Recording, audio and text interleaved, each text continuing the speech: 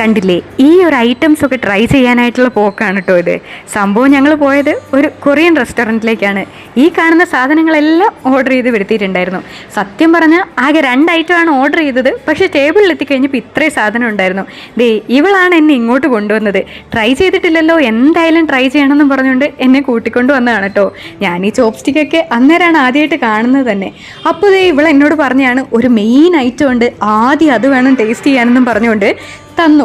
ഞാൻ സ്വന്തമായിട്ട് എടുത്തു വെക്കാമെന്ന് പറഞ്ഞപ്പോൾ സമ്മതിച്ചില്ല. കാരണം അവൾക്ക് ഓൾറെഡി അതിൻ്റെ ടേസ്റ്റ് അറിയാലോ.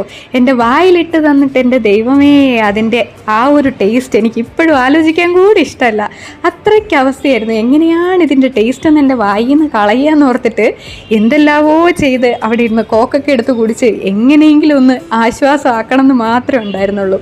അത് കഴിച്ച് കഴിഞ്ഞപ്പോഴേക്കും എൻ്റെ അത്യാവശ്യം വിശ്വാസമൊക്കെ പോയിട്ടോ. ഇനി അവിടെ ഇരിക്കുന്ന സാധനങ്ങളൊക്കെ ഇനി എങ്ങനെയായിരിക്കും എന്നുള്ള നല്ല സംശയം ഉണ്ടായിരുന്നു. അത്യാവശ്യം നല്ല പേടിയും ഉണ്ടായിരുന്നു. ഇനി ഇത് എങ്ങനെയാണ് ബാക്കിയുള്ളതെല്ലാം കൂടെ കഴിച്ച് തീർക്കുക എന്ന്. പിന്നെ എന്തായാലും കഴിക്കണമല്ലോ, ടേസ്റ്റ് ചെയ്ത് നോക്കുകയും ചെയ്യണം. അടുത്ത ഐറ്റമായിരുന്നു ഇത്.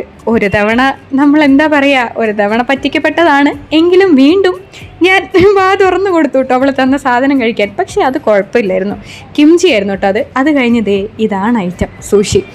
ഇത് ഞാൻ ഒരുപാട് വീഡിയോസിലൊക്കെ കണ്ടിട്ടുണ്ട്, ഒത്തിരി ആൾക്കാർക്ക് ഇഷ്ടമല്ലാത്തത്. അപ്പം ആ ഒരു ഇത് വെച്ച് കഴിച്ചുകൊണ്ടാണോ എന്നറിയില്ല, എന്തായാലും സാധനം കൊള്ളായിരുന്നു കേട്ടോ. എനിക്ക് ഇഷ്ടപ്പെട്ടു, വലിയ പ്രശ്നങ്ങളൊന്നും ഉണ്ടായിരുന്നില്ല.